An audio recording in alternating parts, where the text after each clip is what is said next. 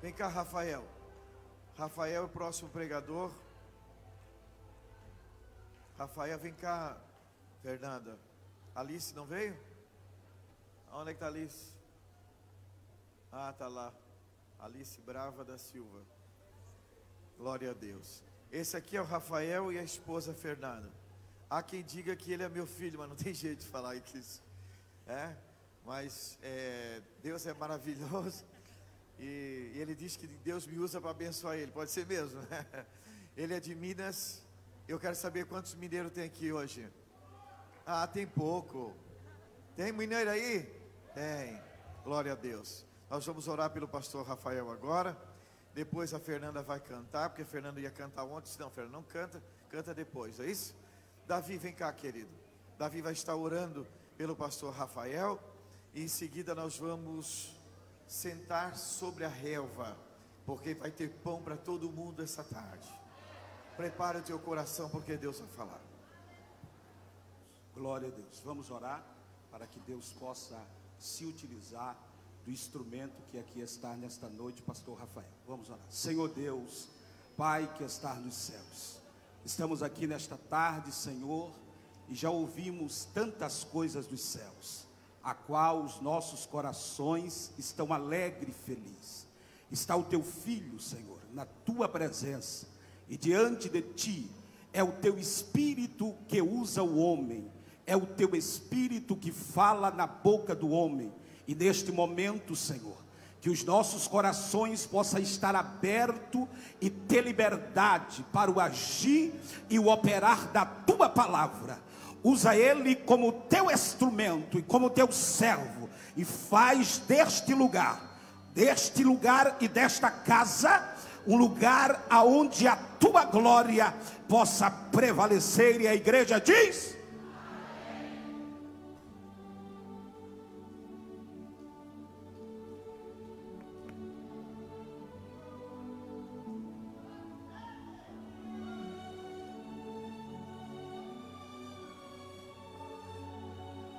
meus irmãos, a paz do Senhor. Queria aproveitar que vocês estão em pé e que você abrisse a sua Bíblia comigo no livro dos Juízes de Israel. O livro dos Juízes, o capítulo é o de número 6. E o versículo que nós iremos ler é o versículo de número 11 e número 12.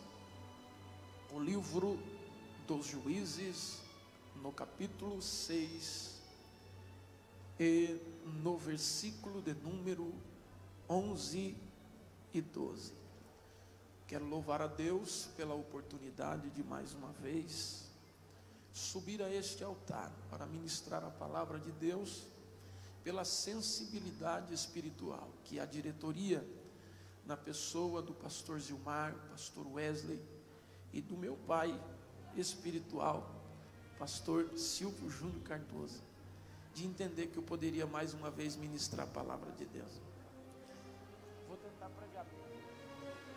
Pastor Moisés, pastor Adriano, todos os pastores, pastor Davi, todos os pastores, os nossos missionários, pastor Aguinaldo, os obreiros que estão comigo representando a igreja que eu pastoreio, Assembleia de Deus de Serra Negra, tanto na cidade de Serra Negra quanto Pouso Alegre e adjacentes.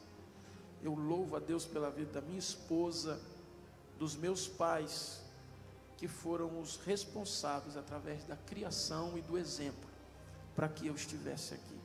Quantos encontraram, digam amém.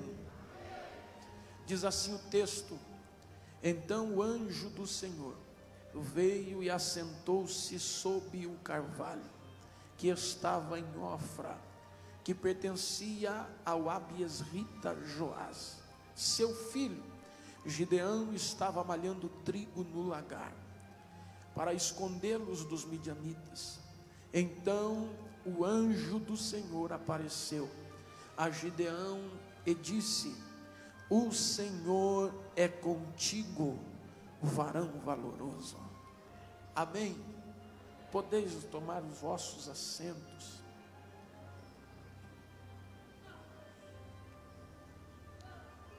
Todos nós conhecemos o texto, conhecemos a história de Gideão. A Bíblia relata-nos o motivo pelo qual Gideão está malhando trigo no lagar. A Bíblia vai dizer que o motivo é porque os midianitas eram mais fortes que o povo de Israel. E porque eles eram mais fortes que o povo de Israel, a Bíblia vai dizer que Israel escolhe casas nas cavernas, nos montes, criam fortificações para esconder dos midianitas, porque diz que todas as vezes que Israel plantava, os midianitas vinham e usurpavam aquilo que eles plantaram, ou daquilo que eles cuidaram. Se eram os animais, se eram as plantações, eles vinham como gafanhotos e destruíam. Mas parece algo errado, porque a Bíblia vai dizer que eles eram povo de Deus. A Bíblia vai falar que Israel era a nação eleita, era o povo escolhido por Deus. Só que diz o texto no versículo 2 do capítulo 6, que os midianitas eram mais fortes do que o povo de Deus. Parece alguma coisa errada no texto, porque em todas as vezes que nós lemos a Bíblia, nós pregamos, observamos sempre e fazemos alusão sempre de que o povo de Deus é mais forte do que tudo. O povo de Deus é mais forte do que o mundo. O povo de Deus é mais forte do que o inimigo, do que o adversário. Mas quando nós lemos o versículo 6, diz que os inimigos de Israel era mais forte. Ora, só tem um jeito de o inimigo de Israel ser mais forte do que Israel. E a resposta está no versículo 1, quando diz que o povo de Israel voltaram a fazer aquilo que era mal diante dos olhos de Deus. Pois bem, todas as vezes que Israel fazia aquilo que era mal diante dos olhos de Deus, a Bíblia diz que os inimigos eram mais fortes do que Israel.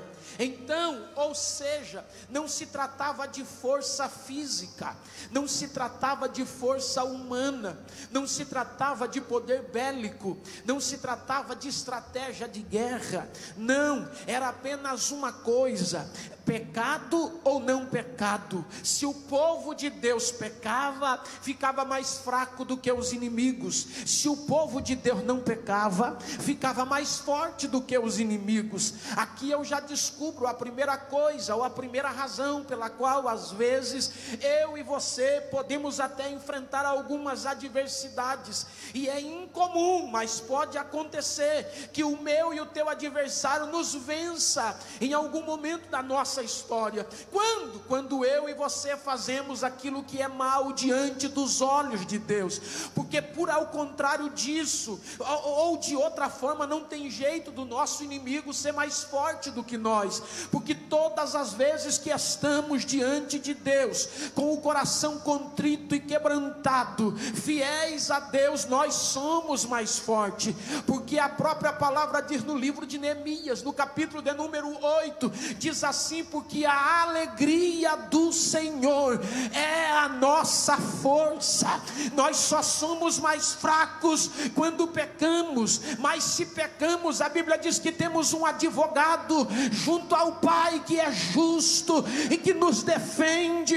Então, se nessa tarde você entrou aqui sendo oprimido pelo seu inimigo, o teu inimigo tem te vencido, lá vai a dica do pregador: volte-se para Deus, reconcilia-te com Ele, pega de novo a alegria da salvação e se prepare, porque daí o maior que está conosco será bem maior do que o que está no mundo. Aquele que fiel para cumprir a sua palavra, se Ele estiver comigo e com você, nós prevaleceremos.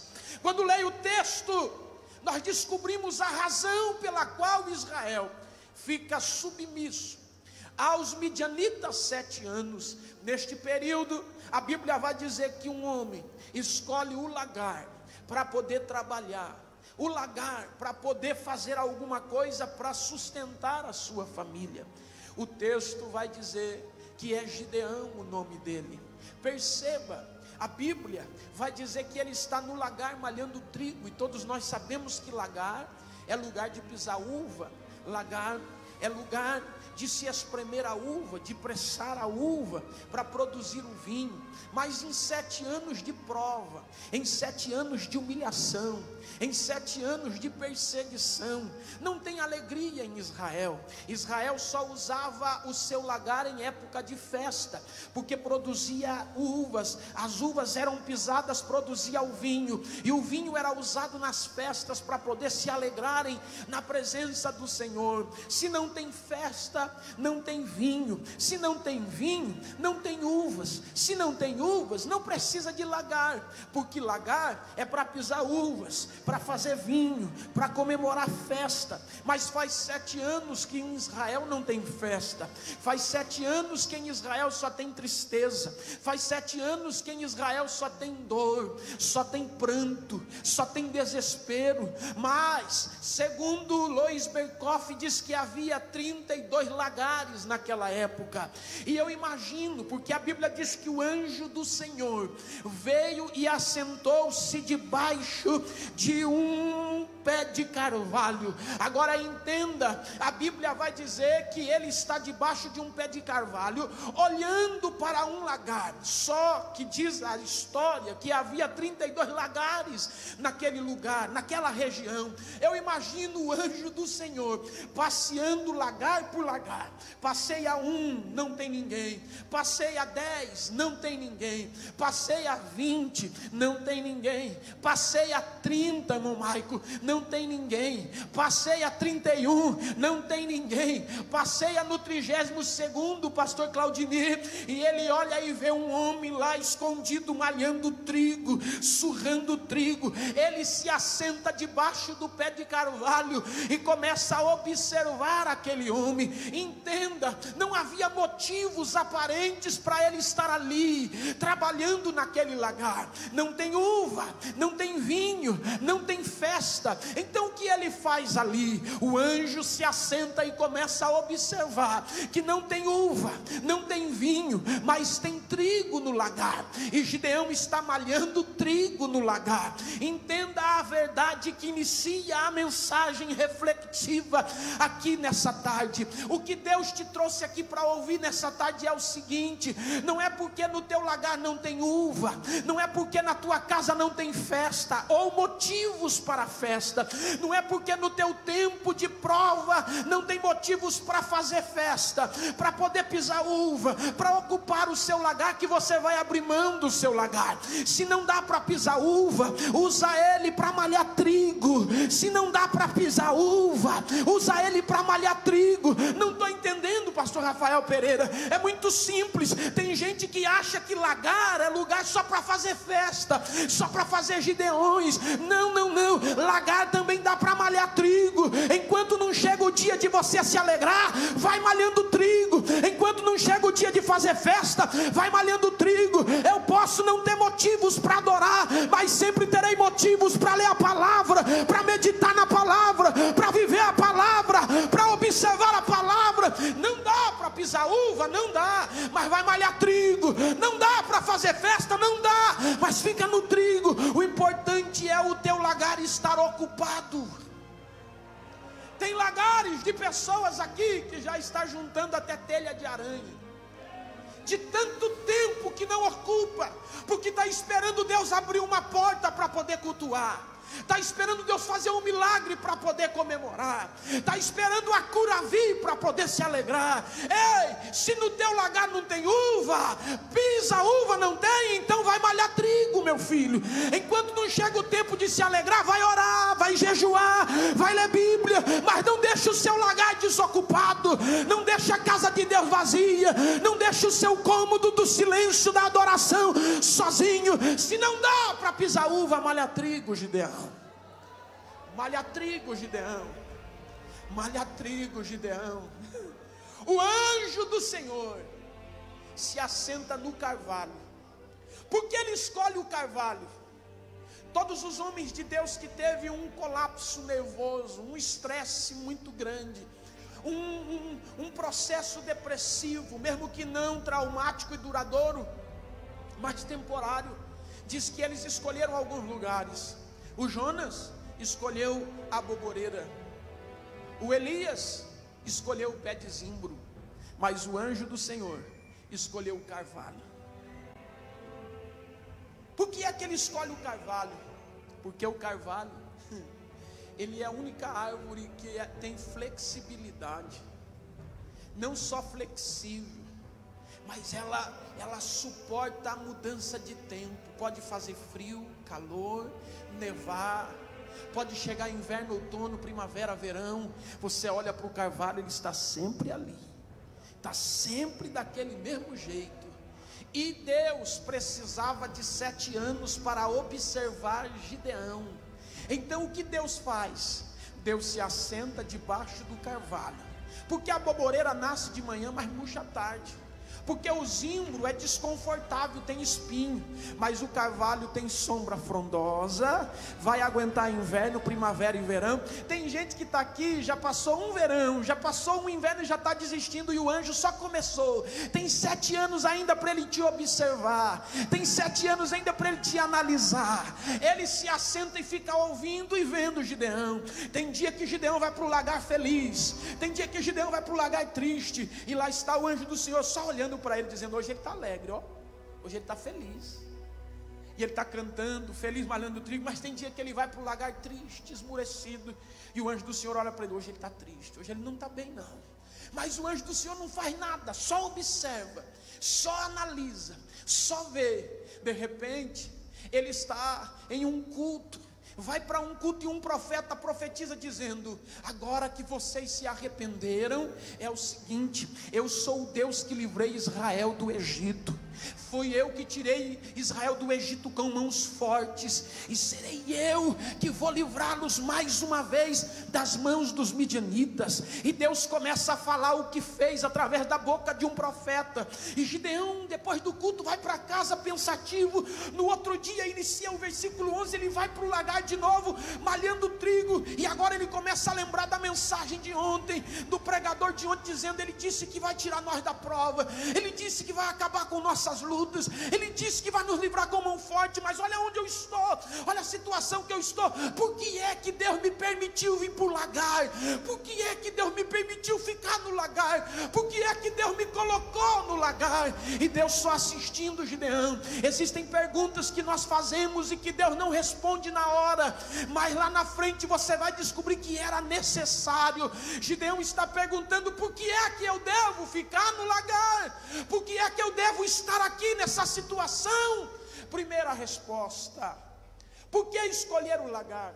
Ora, lagar não é lugar de pisar, não é lugar de malhar trigo, é lugar de pisar uva. Lugar de malhar trigo é na eira, e tem diferença entre eira e lagar. Na eira, a Bíblia vai dizer que a eira é um lugar espaçoso. Quem malha trigo na eira, ele usa sempre uma vara ou um caniço de 4 a 5 metros, e ele vai surrando o trigo de longe. Ele não tem contato com o trigo, ele surra o trigo, ele bate no trigo de longe. Agora Gideão não está na eira, ele está no lagar. E o lagar não é espaçoso, o lagar é apertado. O lagar tem no máximo 2 metros a 2,5 metros. Então, para começar, o caniço de 5 metros, de 4 metros, que ele usava na eira, ele não vai poder usar, porque o lugar é apertado. Deus permite Gideão no lagar para ele aprender uma lição. A primeira, porque o lagar é apertado, a eira é espaçosa, mas no lagar é apertado. Lá na eira, ele lidava com o trigo de longe, mas no lagar ele vai ter que lidar com o trigo de perto. Na eira, ele pegava o trigo e só surrava ele de longe, mas no lagar ele vai ter que ter contato de perto. Para alguns que vão entender agora, funciona assim: na eira você senta aí e ouve o pregador pregar aqui e dá glória, mas no lagar é você que pega a Bíblia e vai ler e vai buscar uma palavra de Deus para mudar a sua vida. Então tem situações que Deus nos coloca para fazer termos mais contato com o trigo, porque quando estamos tudo bem, quando estamos num lugar aberto, espaçoso, nós queremos atingir o trigo de longe, queremos surrar o trigo de longe, queremos saber do trigo, mas não queremos ter contato com o trigo. Mas no lagar, meu filho, é você e o trigo e você, você e o trigo e você e o trigo e você. Oh glória! Você pode ter entrado aqui falando: eu fui para os Gideões para ouvir uma palavra, porque eu estou na prova, e Deus te trouxe aqui para dizer: quem sabe vai passar 10 dias aqui e não vai servir nenhuma palavra, mas na hora que você chegar lá na tua casa, dobrar o seu joelho e ler a Bíblia, Deus vai falar com você, porque Deus quer você no lagar, para você ter mais contato com o trigo. Oh glória! Cadê o trigo? Deixa eu ver se você trouxe. Deixa eu ver se tem contato. Cadê? Levante assim quem trouxe. Olha aí. Olha aí. Diga para a pessoa que está do seu lado: vai malhando o trigo. Orabai Oshel que andará marrai. Oh glória. No lagar, meu filho, de longe você fica olhando para o trigo e dizendo: ah, tá bom, não tá bom, tá legal, não tá legal. Ah, na eira você só assiste, mas no lagar você entra em desespero, ora, abre a Bíblia e fala assim: Senhor, fala comigo, Senhor. Aí de repente você abre e diz: não, Senhor, não está valendo, essa não vale, Senhor, vamos de novo. Senhor, agora é valendo, Senhor, fala comigo. Não, Senhor, não é de brincadeira, Senhor, agora é de verdade, Senhor, fala comigo, Senhor. E você fica com contato com o trigo, você fica querendo ouvir Deus falar com você. Oh glória! Porque está no lagar. Segundo motivo para você ir para o lagar: primeiro é porque o lugar é apertado, tem mais contato com o trigo. Segundo, é porque lá não tem ventilação. Na eira, você pega o trigo, e ele chama de pandejar. Você pega o trigo com um galho comprido e longo, e você joga ele para cima, ó. O vento e o trigo cai. É palha para um lado e trigo para o outro. Na eira, mas no lagar não tem vento, é apertado, não tem ventilação. E aí? Por quê? Aí agora Gideão vai ter que se readaptar, porque no lagar não tem vento. Na eira joga para cima, tem vento. No lagar não tem vento. Então o que ele vai ter que fazer agora? Não vai ser mais o vento que vai separar a palha do trigo. Agora vai ter que ser Gideão. Aí Gideão começa: isso é trigo, isso é palha, isso é trigo, isso é palha, isso é trigo, isso é palha. Na vida boa, quem decide é o vento. Quando está tudo tranquilo, você diz: ah, o que Deus trouxer para mim de amigo é meu, que não vi não é meu amigo. Mas no lagar, meu filho, é você que decide: esse é bom para mim, esse não é bom para mim, isso eu posso, isso eu não posso, tudo me é lícito, mas nem tudo me convém, isso me ajuda, isso não me ajuda. Deus te colocou no lagar para selecionar amizades. Oh glória! Porque na eira todo mundo é teu amigo, mas no lagar é você que decide quem é, quem não é, quem pode, quem não pode, se pode ou se não pode. No lagar é você que vai ter que separar o trigo da palha. Terceira razão porque é que Deus nos coloca no lagar: primeiro, porque é apertado, você vai ter que ter contato com o trigo. Segundo, porque não tem ventilação, quem vai selecionar a palha do trigo é quem? Você.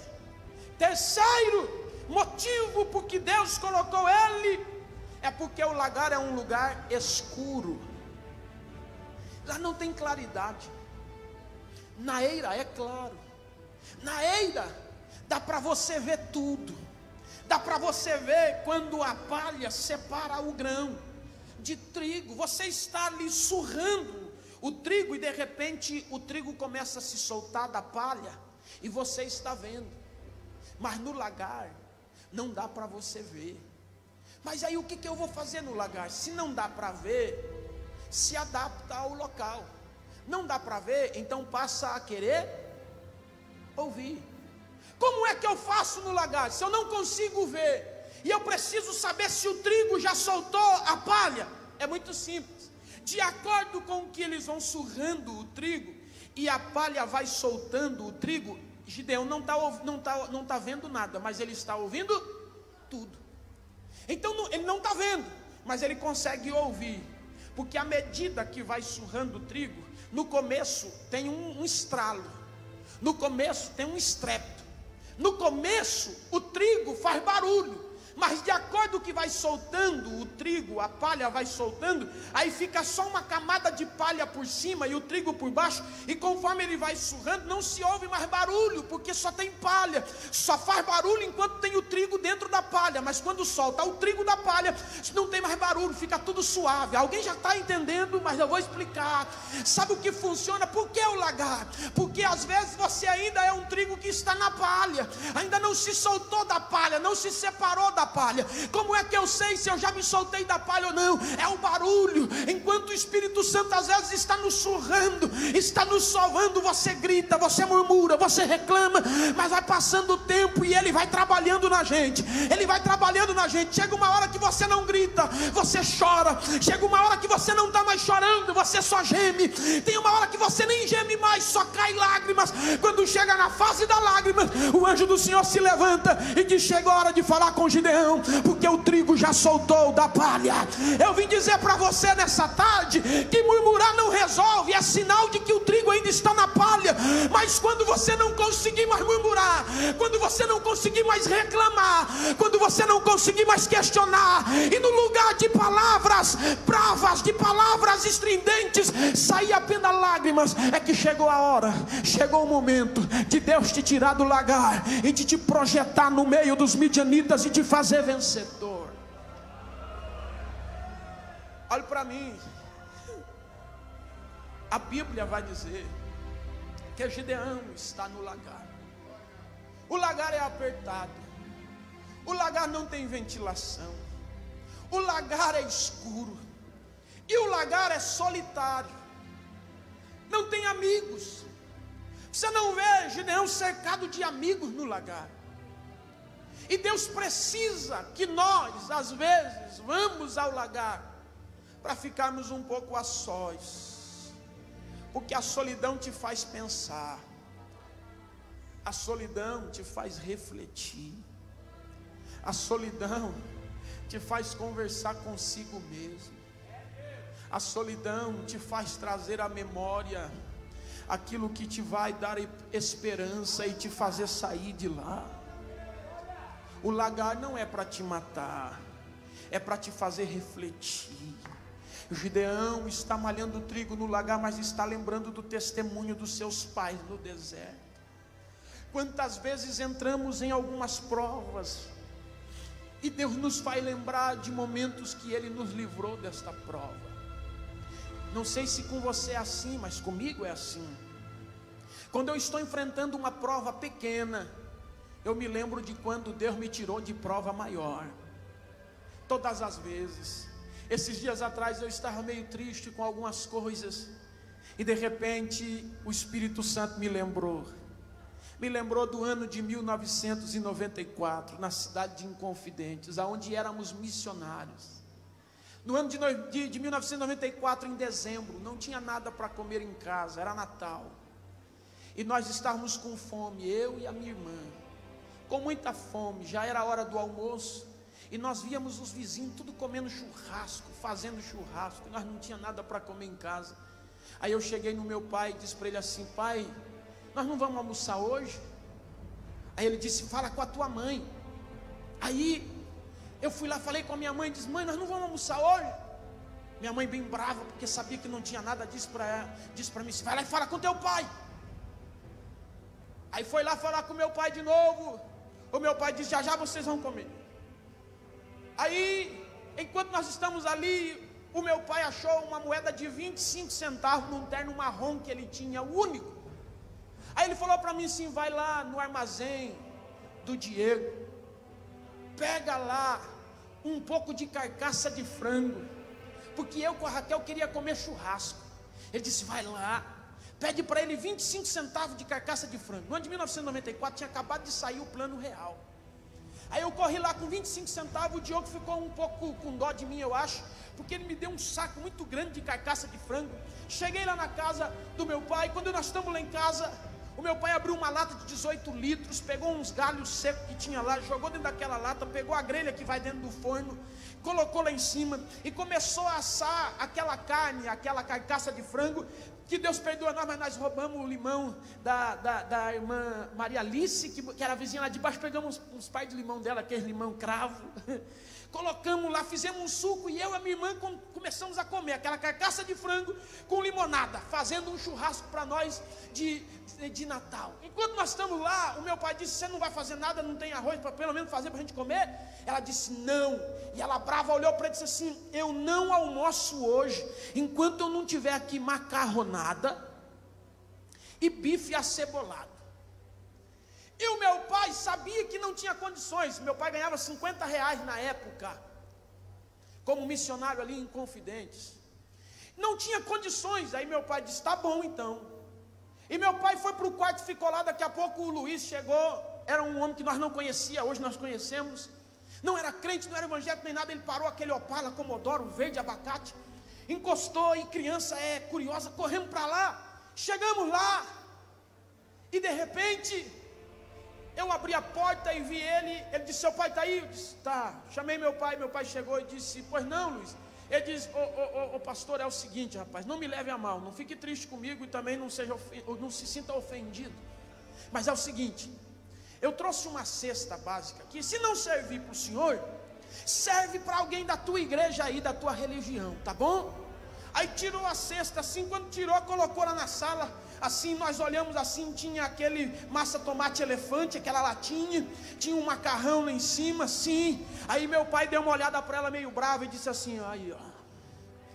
Aí ela olhou para ele assim de canto dos olhos e falou assim, falta o bife e a cebola.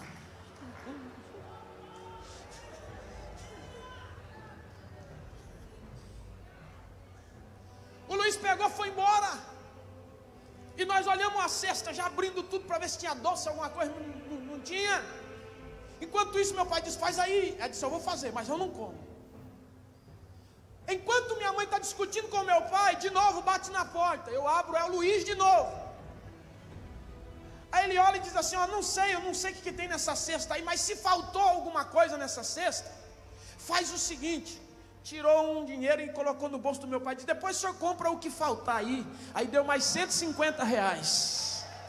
Quando ele saiu, meu pai pegou 50 e deu na minha mão e disse assim, vai lá e compra bife e cebola para tua mãe. Aí eu peguei e fui lá, comprei bife, cebola e aqueles canudos de doce de leite, porque ninguém era de ferro, e eu também queria comer um doce, já aproveitei o troco que sobrou e já fiz isso no meio do caminho. E aí quando eu lembro dessas coisas, o Espírito Santo fala para mim, se eu já te tirei dessa, você acha que eu não vou te ajudar nessa agora? Sabe por que Deus às vezes nos coloca no lagar? Para nos fazer lembrar dessas coisas, aí você se fortalecer, e quando sair do lagar, sair com mais força ainda, independente da quantia de pessoas que estiver ao teu lado, você terá certeza da vitória. Você vai vencer, Gideão. Você vai vencer, Gideão. Oramaiodeira calamachoria. Só eu estou sentindo, só eu.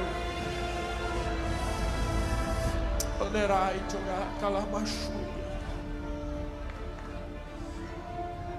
Enquanto Gideão está ali no lagar, malhando o trigo, o anjo do Senhor se manifesta. Quando o anjo do Senhor se manifesta, ele leva um susto. E o anjo do Senhor aparece para ele dizendo assim: o Senhor é contigo. Aleluia. Entenda, 7 anos, o anjo sentado ali, mas não falava nada. Aí agora do nada ele diz: o Senhor é contigo. Entenda o que Deus estava dizendo para Gideão: durante esses 7 anos, eu sempre fui contigo.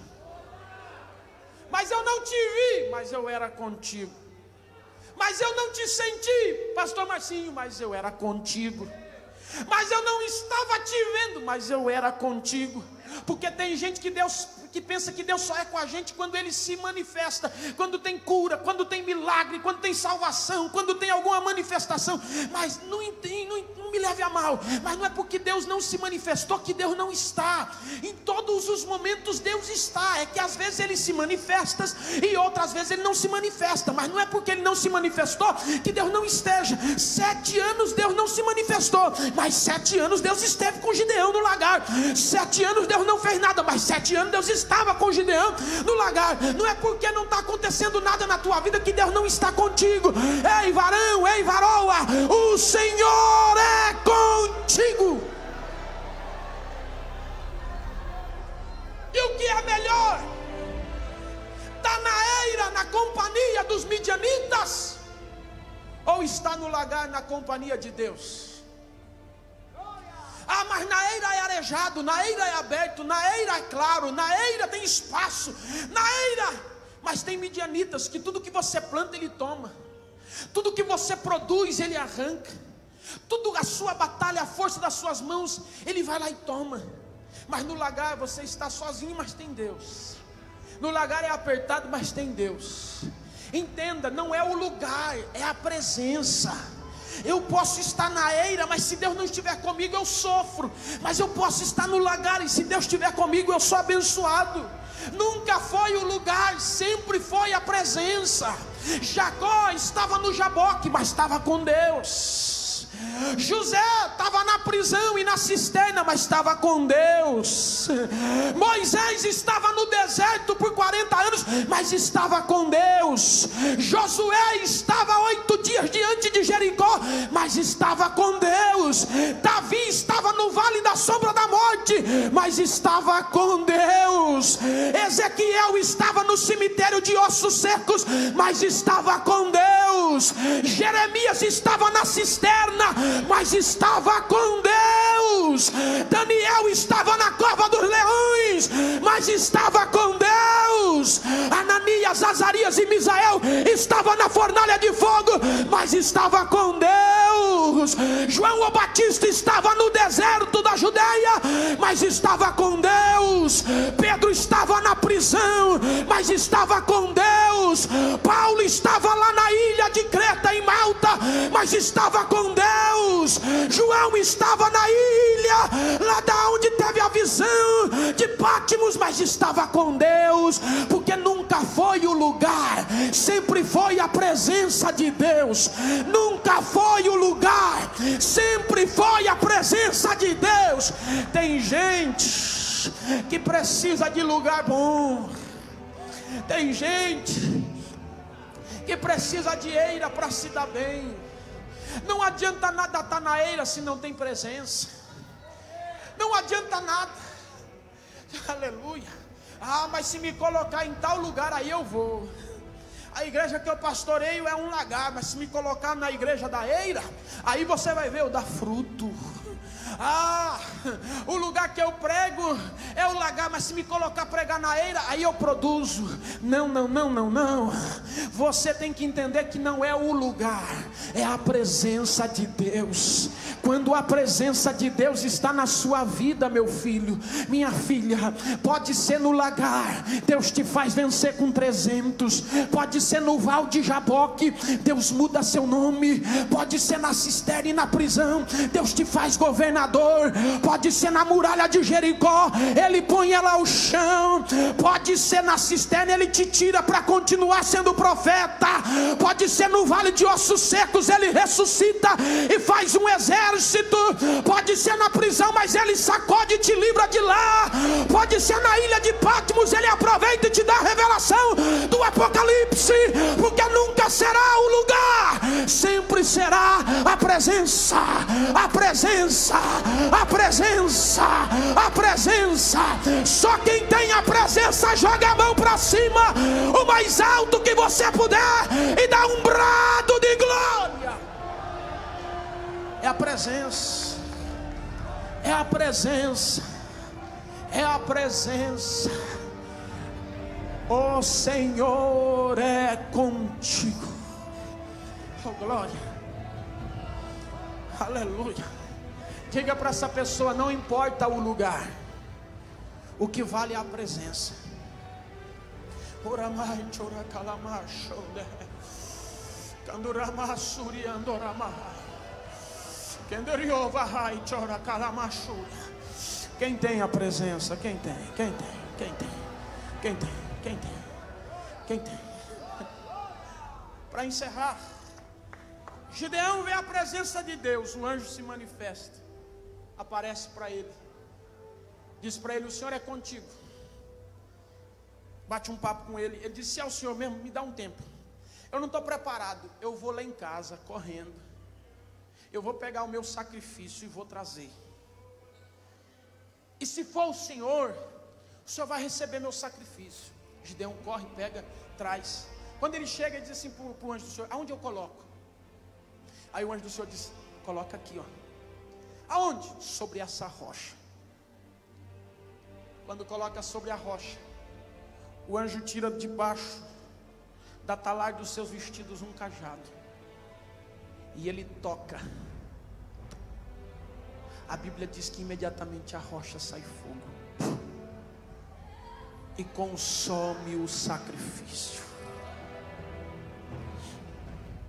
Olhe para mim. Aleluia. Essa rocha está em Mispá. Essa rocha é uma rocha que estava em Ofra. Se você pegar a localização geográfica, é uma rocha que alguns anos atrás fez água sair para dar de beber para o povo no deserto. E agora essa mesma rocha, quando ele toca, a Bíblia diz que a rocha sai fogo. Oh, aleluia. Para quem estava com sede, a rocha deu água. Agora para Gideão, que estava com sacrifício, a rocha deu fogo. Essa rocha está aqui nessa tarde.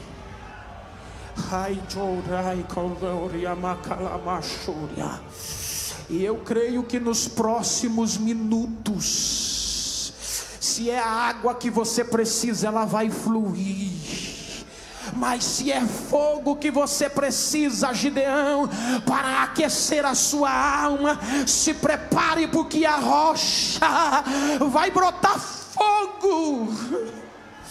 Se coloque de pé. E eu queria fazer algo. Todos em pé, e segure a mão da pessoa que está do seu lado. Traga ela para perto de você. Feche o corredor. Isso. Traga ela para perto de você. Isso.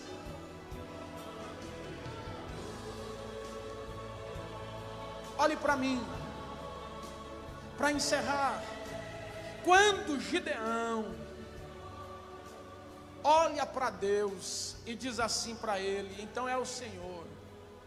Mas se é o Senhor, então por que me sobreveio tudo isso? Por que é que eu estou passando por tudo isso? Aí Deus olha para Gideão e vai dizer para ele o seguinte: vai nesta tua força.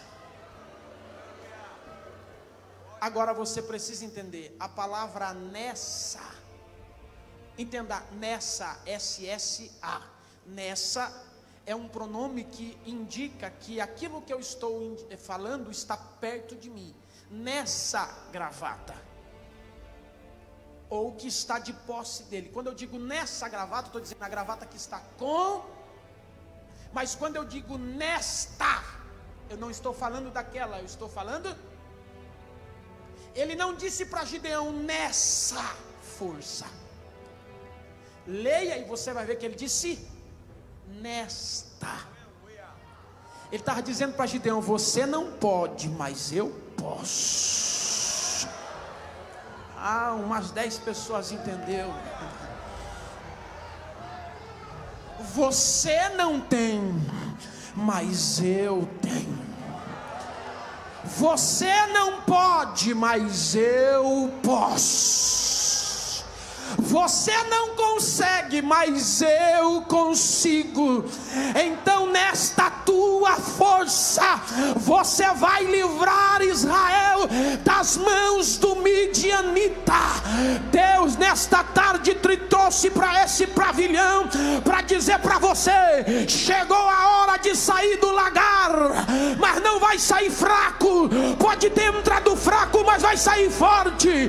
Pode ter entrado caído, mas vai sair de pé.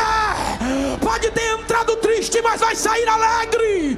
Pode ter entrado desanimado, mas vai sair contente, porque a força do Senhor está sobre você nessa tarde. Oh glória. Urai, chorai. Halabacando rácia. Halamanchoria, cau, hau, selia, candura. Hanamacandura, churia. Que me andore, ahaue. Quando me aceui. Oh glória. Oh glória. E para nós orarmos, ainda de mãos dadas, para nós orarmos. Deus disse para Gideão: vai nesta tua força, e tu livrará Israel das mãos dos. Entenda, ele não disse que 32 mil ia livrar Israel das mãos dos midianitas. Ele não disse que 22 mil ia livrar Israel das mãos dos midianitas. Ele não disse 10 mil. Ele não disse 300. Ele disse quem? Gideão. É tu. Se tivesse 32 mil com Gideão, ele ia vencer. Se tivesse 10 mil com Gideão, ele ia vencer. Se tivesse 9.700, ele ia vencer. Se tivesse 300, ele ia vencer. Porque o propósito de Deus e a promessa de Deus não estava com 32 mil, não estava com 300, estava com Gideão. Gideão, que ainda com medo foi atrás de 32 mil. E Deus disse: rapaz, você não entendeu nada. Faz igual lá no lagar, separa trigo do grão, manda os covardes e medrosos voltar. Você não entendeu nada, tira esse, tira aquele, e vai tirando. Sobrou só 300. E Gideão apavorado dizendo: mas só com 300? Eu disse: você não entendeu nada, rapaz. Se for só você sozinho para a guerra, a vitória está garantida, porque o negócio é com você. Glória. Desculpe a minha sinceridade, mas os Gideões não precisam de nós, pastor. Somos nós que temos que estar nos Gideões. Se nós estivermos nos Gideões, os Gideões vencem. Se nós não estivermos nos Gideões, os Gideões vencem do mesmo jeito. Porque o negócio de Deus não é com 32 mil, o negócio de Deus é com os Gideões. Tem Gideão aqui. Tem Gideão aqui. Tem.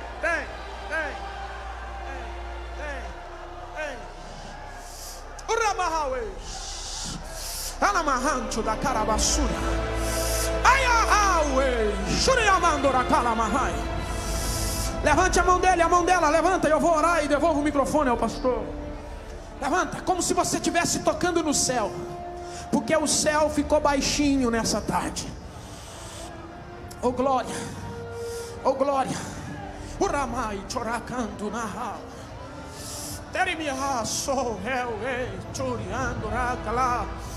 Surme on the hell.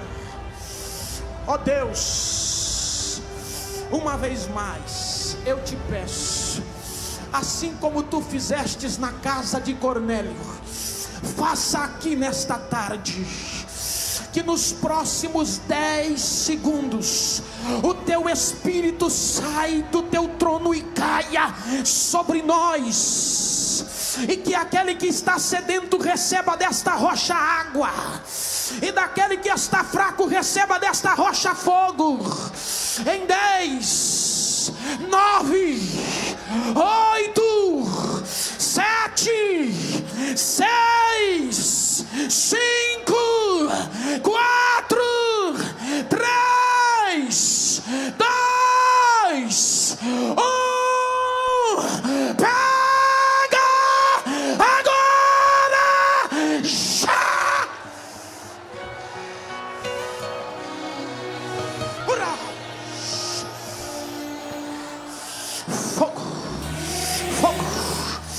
Vai de Deus. Tu és santo, ó Vai de Deus. Deus. Vai de Deus. Exalto ao Cadê os gideões adorando, adorando, adorando, adorando?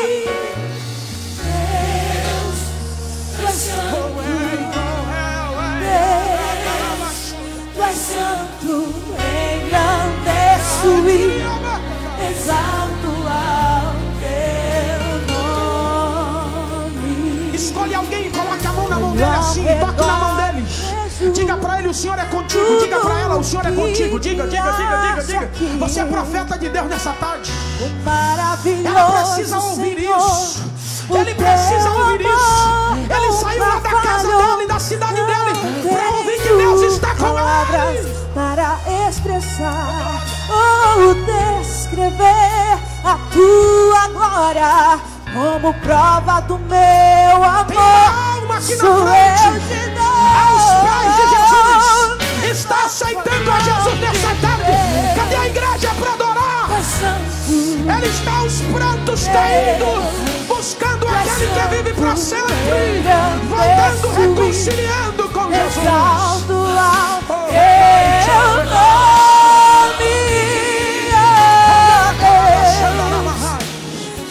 Cadê os gideões? Deus, Tu és santo, engrandeço e exalto ao teu nome. Não tenho palavras para expressar o quanto eu dependo de Ti. Está em boa companhia, Gideão. Bênçãos tão lindas que deste-me, carinho, graça e amor eterno. Por isso eu quero louvar-te e dizer o quanto eu te amo, pois és digno de toda glória e és digno de todo louvor.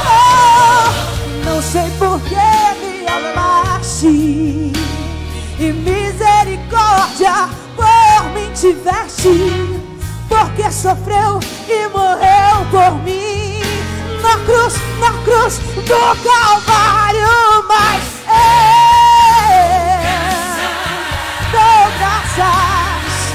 dou graças e te amo, louvores. Meu coração ama e diz: eu te dou todo louvor. Maravilhoso, glorioso, justo e santo, vitorioso, vencedor em tudo, és triunfante, curador, libertador, escudo e defesa, corre forte, a vida em todo tempo, onipotente, onipresente, em quem breve vem, Alfa e Ômega, és Senhor até fim. Santo Deus, Ele é santo, Ele é santo.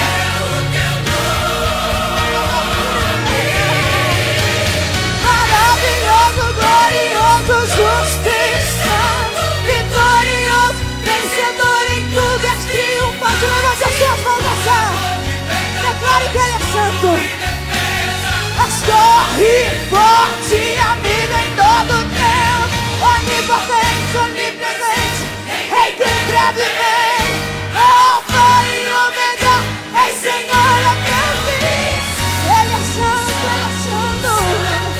é o teu nome, a presença dele está aqui, maravilhoso. Vitorioso, santo, curador, libertador, escudo e defesa, corre forte, amigo em todo tempo, onipotente, onipresente, Alfa e Ômega, Santo Deus, é só Ele que faz isso, é só Ele que cura, é só Ele que batia com o Espírito Santo.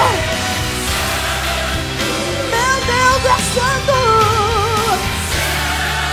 Tu és santo, Tu és santo, santo é o teu nome. só clama santo. Meu Deus é santo, Ele está passando aqui.